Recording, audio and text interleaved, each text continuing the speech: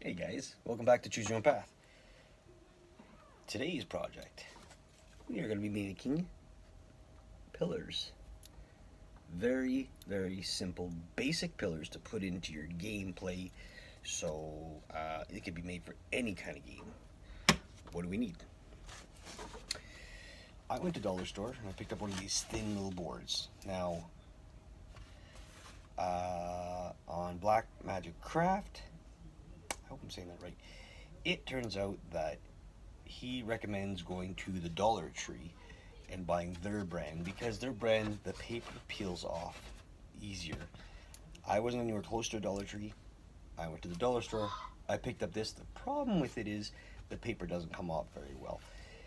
It takes time. So maybe if you have a Dollar Tree near you or something, I don't know the brand of this because I probably took the sticker off, but if it's from the dollar store and you definitely want to pull off the paper, it's just that much, it makes it so much easier.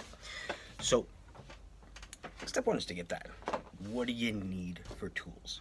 Well, pretty simple. Get yourself either a hot knife or a X-Acto knife. We use our X-Acto knife with our blades, and we have our measuring stick. And what we do, or what I do, is I measure approximately, I'll show you on the big stick, these are an inch. Now, don't break things. These are an inch by an inch, okay? So that's 1 inch by an inch. So cut yourself a huge strip and then cut them in inches. Very simple. Next step, get yourself a sanding block. Simple. What you want to do is you just want to rough off the edges, kind of simple like that. It's not very hard, nothing to worry too much about. Very simple. Then what you're going to do, and this is the trick I got off of Jeremy, his name's Jeremy, was when you have your block and it's ready, it's all been sanded down, paper's been taken off kind of thing, what you'd want to do is get a wooden nail file. These are just little women's nail files, or men I guess they use them. And all you want to do is cut a little groove. And I'll give you an example. All you're going to do is cut a little groove like that. Where are you? And then what you want to do is you want to flip it, and you want to go on the opposite side, cut a groove, flip it, opposite side, cut it, flip it, and then the last one. Let me get one in. Now, I'm not over meticulous with what my stones look like. They are pillars, and in the gameplay, they will look pretty cool. Again, this is a beginner's channel of doing this kind of hobby, and it's my way of doing it because I'm learning off of something else. Perfect. Now, I have to tell you, these are easy to make. Okay, you see this? It's not a cold sore. I burnt my damn lip on a french fry. At my work on a frickin' french fry with gravy. And it burnt bad. And it hurts. So it's not a cold sore. Thanks. Just want to bring that up. Alright. So next thing you want to do is you want to cut yourself a piece of, I guess it's like a cardstock. But this is off a clipboard that I got. It was an old clipboard that I found. Time out.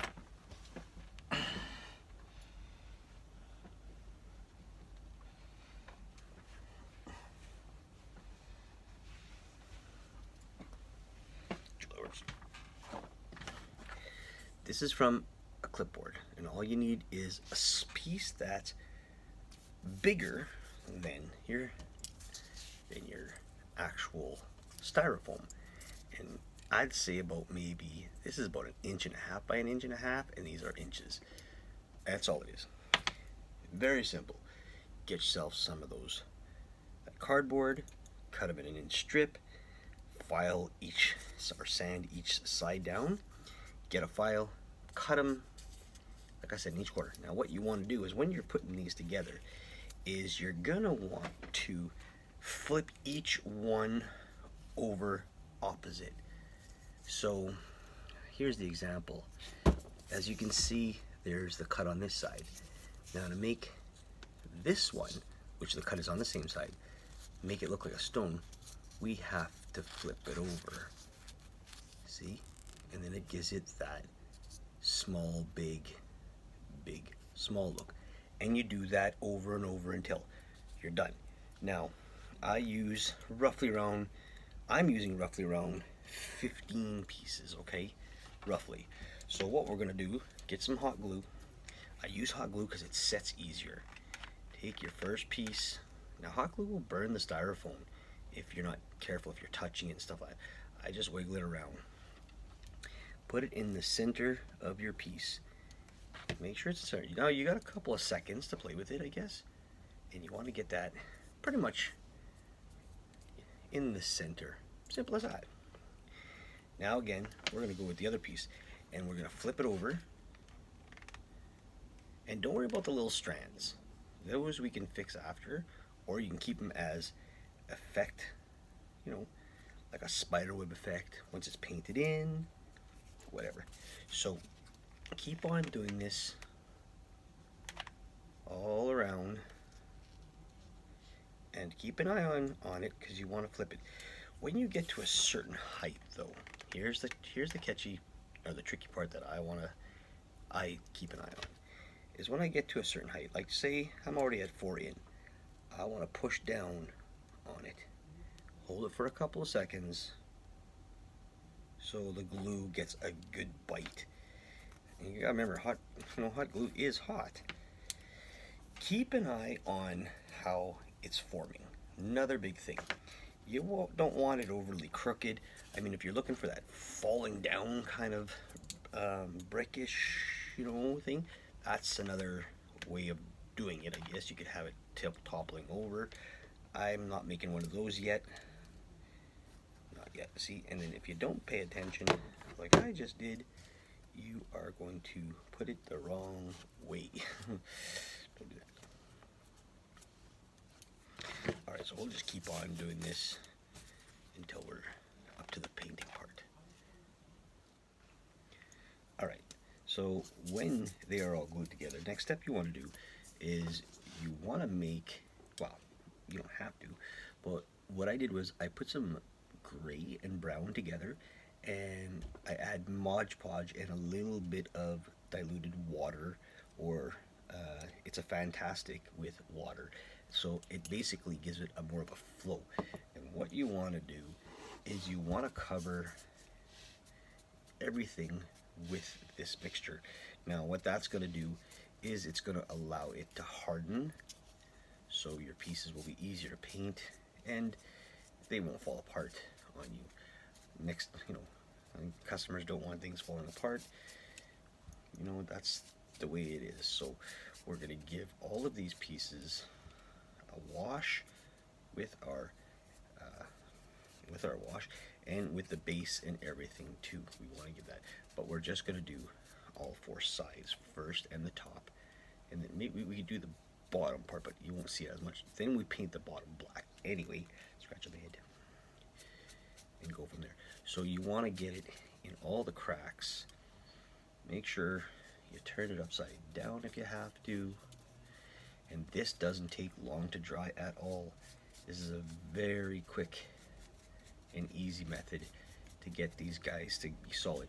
Now if you want to help it out, what I do is I take a hair dryer and I'll dry these out, and it'll make it faster so that I can work on the painting for the next stage. Sorry.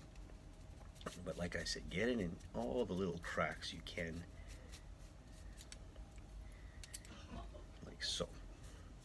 Anyways, we're back. So after letting it dry for the 24 hours, because we stopped last night, we have this pretty solid, good stuff. So what we're doing next is we are just adding, this is the original one that we started, and these are the other 3 that we're working on. These ones here, all we're doing is we took some, this is like a silver and a white, and we just kind of pre-mixed it with a little bit of water, and all we're going to do here is to highlight the pieces, so almost like a dry brush, but a little bit more to it. Like I add a little bit like I don't just have this brush totally dry in order to get some paint on it. So it's just the way I do it.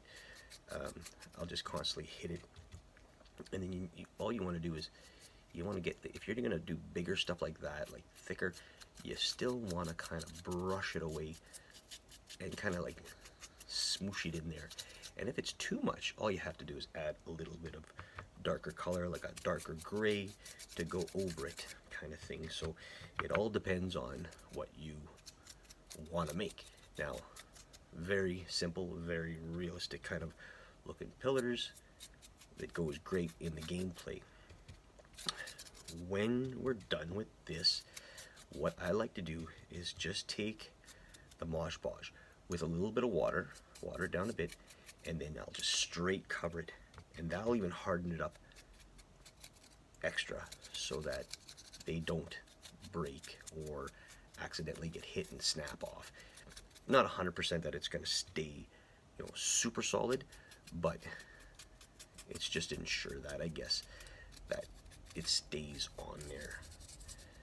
So very simple brushing, nothing crazy. You want to get into some of those little cracks inside so that it looks like it's, old, realistic kind of pillars, I guess. One thing I didn't talk about when we first began was the sizes of how this works. Now, my idea of how this is they didn't have exact measurements for cuts. Just to say, when they're building, even back in the day, they're making castles and that, they were pretty precise, I guess. But as in time, things broke apart. So you can see there's a lot of uneven bricks on there. Some of them are busted in, and I did that on purpose to basically cut the pieces off with my finger, sort of give it a offset value, like maybe an earthquake happened or something. We don't know what happened then. Yeah. So that's how I'm making these guys.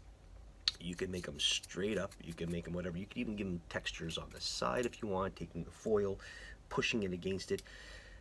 I'm thinking that I like the way these look. I'm sick still. So yeah, that's basically what I'm looking at. Getting the tips of each, not each, just randomly going on the corners of each one, highlighting the corners, really make it pop out.